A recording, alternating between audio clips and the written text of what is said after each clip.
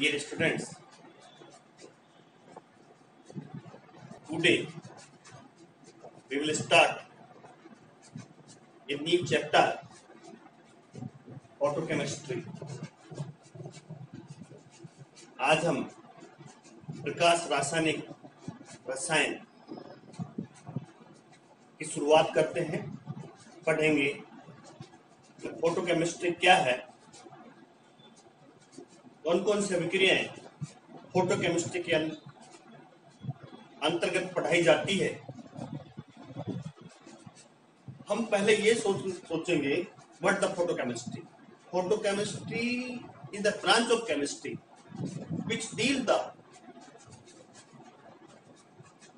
photochemical reaction। रसायन की वह शाखा जिसमें प्रकाश रासायनिक अभिक्रियाओं का अध्ययन किया जाता हो, फोटोकेमिस्ट्री कहलाती है।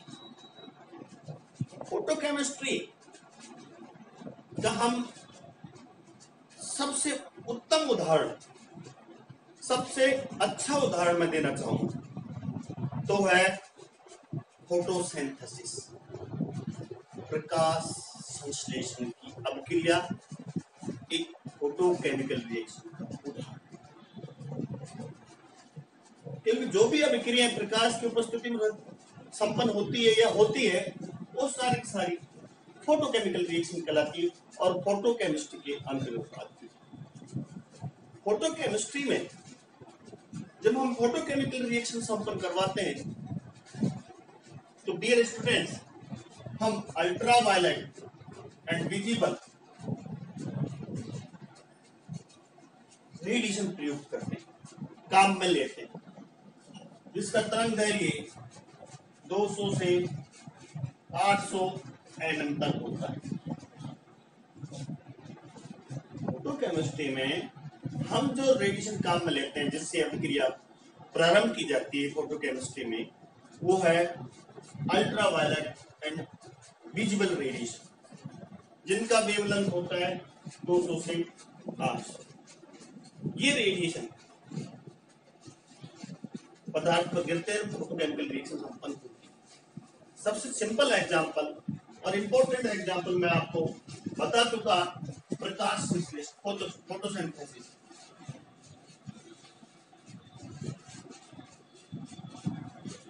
बोटनी में आपने प्रकाश संश्लेषण अभिक्रिया पढ़ी होगी, C6H12O6। ये बनता कैसे? पेड़ पौधे किस तरह से भोजन बनाते हैं, ये हम आपको बताएंगे। यहाँ CO2 प्लस H2O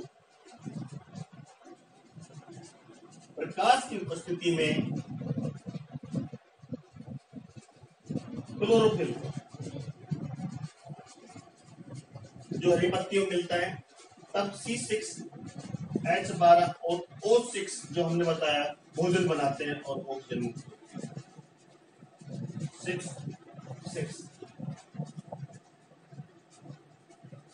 ये एक फोटोकेमिकल रिएक्शन का मुख्य एग्जांपल है। कई एग्जांपल, H2Br2 या HBr का decomposition, reaction H2 plus Cl2, ये सारे फोटोकेमिकल के उदाहरण है।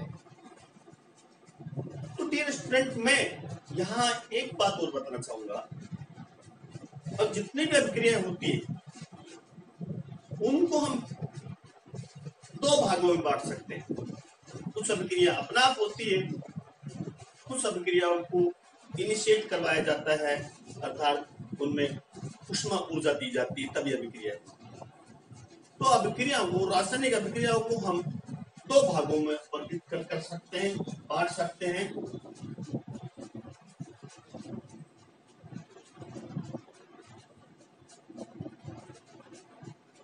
टाइप्स ऑफ रिएक्शन, प्रक्रिया के आधार, प्रोसेस के आधार। कुछ अभिक्रिया स्वतः होती है, स्पॉन्टेनियस रिएक्शन कहलाती है। कुछ अस्वतः होती है, जिनके लिए प्रकाश या हीट की आवश्यकता होती है। तो यहाँ थोड़ा संक्षेप में बताना चाहूंगा मैं।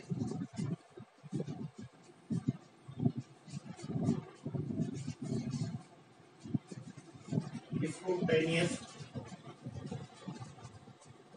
रिएक्शन नॉन स्पॉन्टेनियस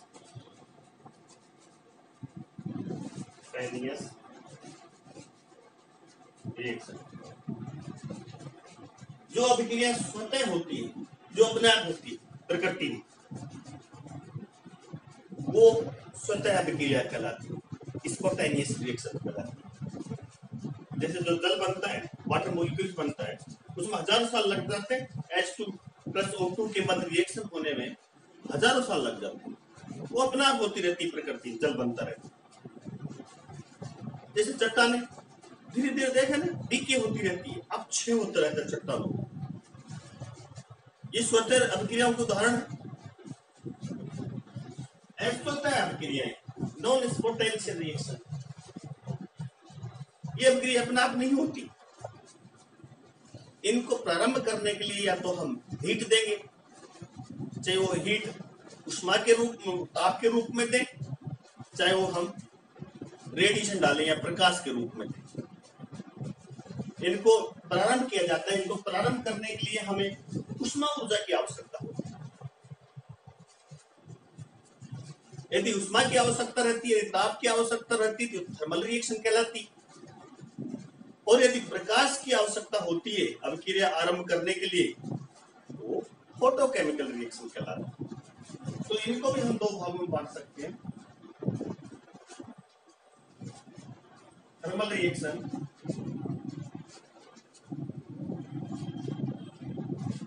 और फोटोकेमिकल रिएक्शन।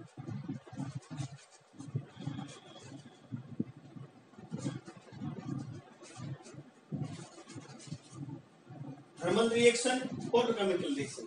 यहाँ जो थर्मल रिएक्शन, जो ताप की अभिक्रिया होती है, उनमें जो उष्मा ऊर्जा की आवश्यकता रहती है वो ताप से, सप्लाई इसमें कहाँ होती है, ताप, टेम्परेचर से अभिक्रिया आरंभ होती है, इसलिए थर्मल रिएक्शन कहते हैं। एग्जाम्पल कई हैं, H2 प्लस O2, ये सब thermal reaction, sorry H2 plus I2, 2HI,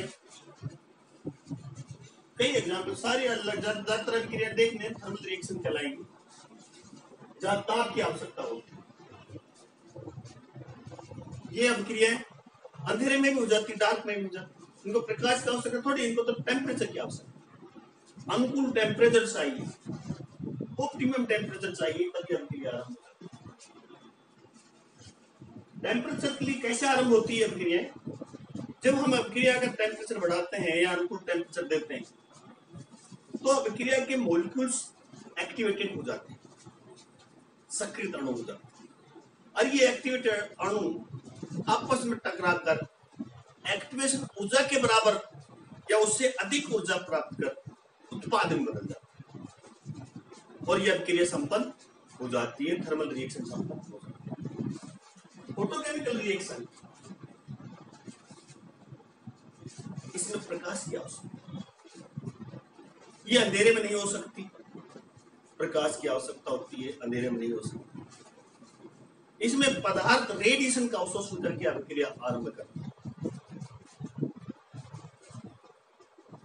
photochemical reaction की बातें यहाँ हो रही है।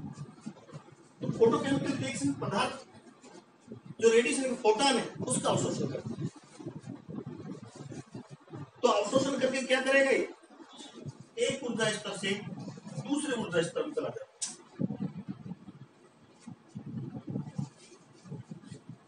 लोअर एनर्जी स्टेट,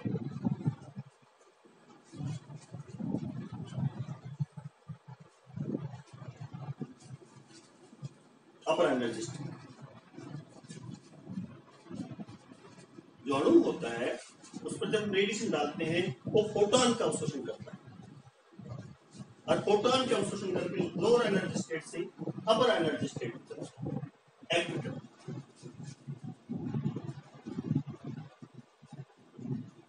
तब ये फोटोन का अवशोषण करेगा, तो फोटोन का कितना अवशोषण करेगा, इसमें हम आपको, इस पर हमने क्या डाला, रेडिएशन डाले, तो यहां से यहां चले जाए, रेडिएशन का अवशोषण करके फोटोन के रूप में करता है। जब रेडिएशन का अवशोषण करता है तो फोटोन के रूप में करता है। और अपर एनर्जी स्टेट में चला जाता है, जिससे क्या होगा, इसका जो बॉन्ड है वो बंध क्रम कम हो जाता है, बंध लंबाई बढ़ जाती है और अंततः बंध टूट जाता है और फोटोकेमिकल रिएक्शन संपन्न हो जाता है। इस तरह से एक फोटोकेमिकल रिएक्शन पूर्ण होती है, संपन्न होती है। अब मैं आपको ये और बताऊंगा, आपको जो अणु फोटॉन का अवशोषण करता है उसमें E बराबर एच न्यू, एक फोटॉन की ऊर्जा ये होती है, और E बराबर एन एच न्यू और न्यू बराबर सी अपॉन लैम्बडा, राइट, और E बराबर n h c upon lambda.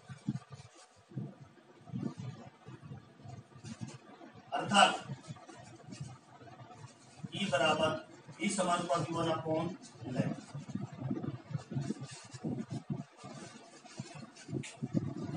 अणु फोटॉन के रूप में रेडिएशन का अवशोषण करता है, फोटॉन की ऊर्जा होती है E बराबर एच में,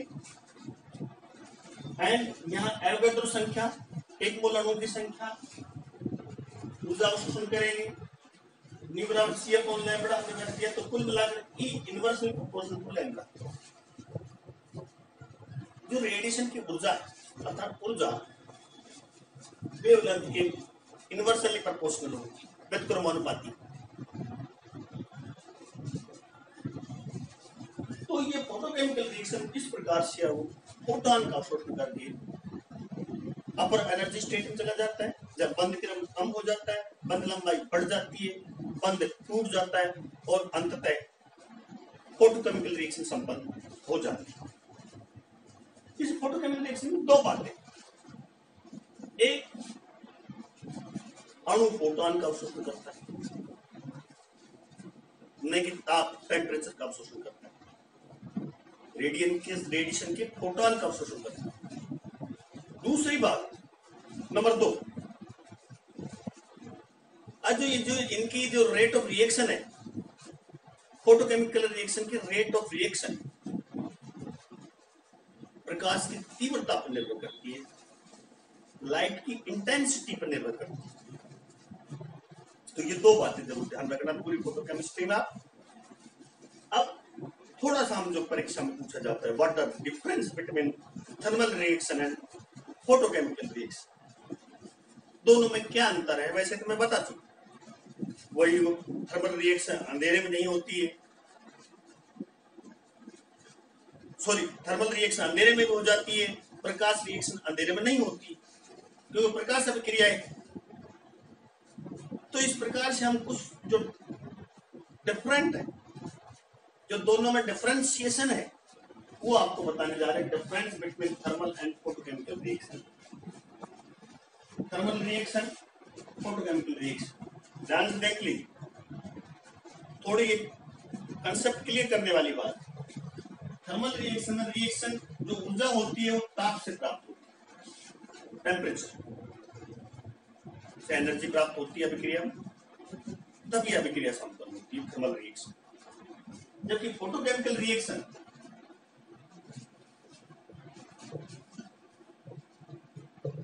रेडिएशन के अवशोषण से विकिरण का अवशोषण करती है, प्रकाश विकिरण का अवशोषण करती है। प्रकाश में कौन सा?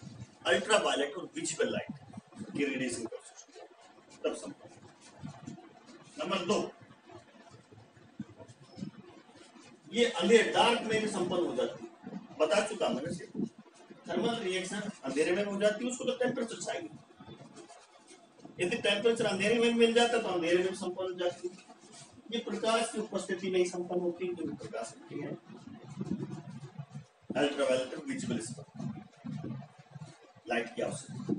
तीसरे, इसमें उष्मा ऊर्जा क्वांटिकृत नहीं होती, ये थोड़ी इंपॉर्टेंट बात है, क्वांटम की बात है, हमने स्पेक्ट्रोस्कोप बताया था। जो ये उष्मा ऊर्जा है जो टेम्परेचर दिया जाता है, जिससे अणु के स्थानांतरण ऊर्जा परिवर्तित हो जाती है, ट्रांसलेशन एनर्जी चेंज हो जाती है, वो क्वांटाइज नहीं होती, क्वांटम के रूप में नहीं होता। फोटॉन के रूप में नहीं होता, इस तरह पैकेट के रूप में इसकी ऊष्मा ऊर्जा नहीं होती, इसलिए हम कहते हैं ऊष्मा ऊर्जा क्वांटिटेटिव। इसमें ऊर्जा क्वांटिटेटिव क्वांटाइज्ड होती है, क्योंकि एक अणु फोटॉन का अवशोषण करता है, एक क्वांटा का अवशोषण करता है, E बराबर H न्यू। नंबर 4, देखिए ये अभिक्रिया ऊष्मा का अवशोषण होता है, ऊष्मा का उत्सर्जन भी होता है, अर्थात एंडोथर्मिक और एक्सोथर्मिक। ये अभिक्रिया एक्सोथर्मिक और एंडोथर्मिक भी होती है। इसमें अल्ट्रावायलेट और विजिबल रेडिएशन का अवशोषण उत्सर्जन नहीं होता, इसमें अल्ट्रावायलेट और विजिबल रेडिएशन का बच्चों अवशोषण, ये ध्यान रखिए। Number 5 point, gives free energy, इसमें नेगेटिव, डेल जी का मान नेगेटिव होता है।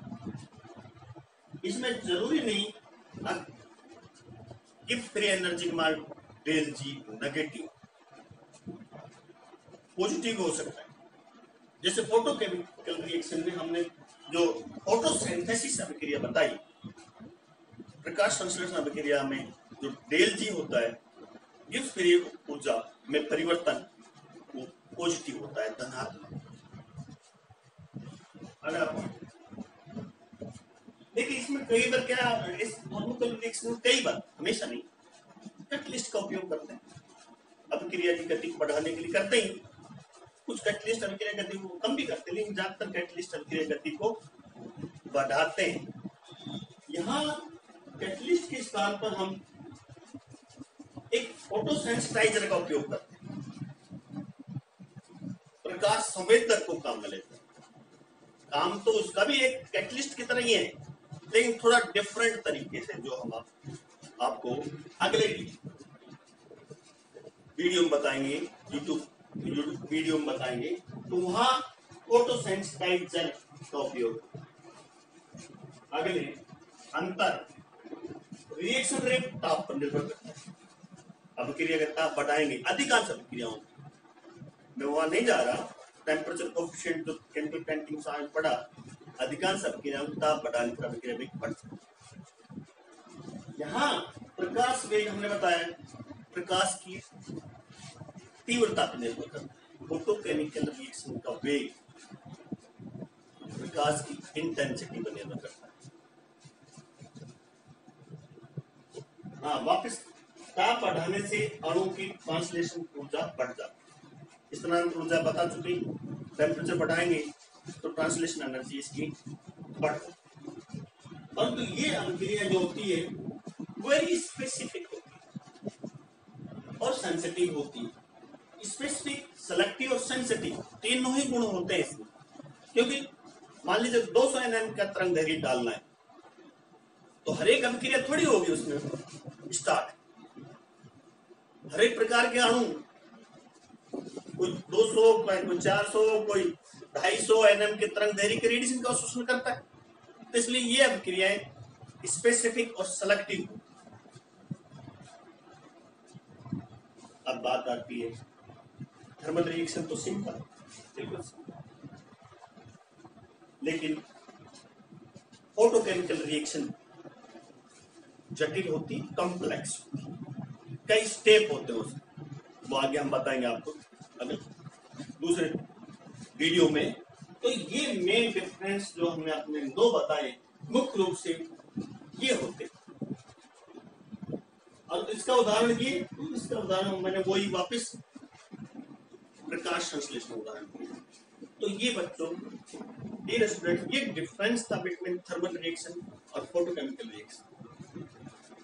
ये जो था आज फोटोकेमिस्ट्री का introduction, what do means photochemistry.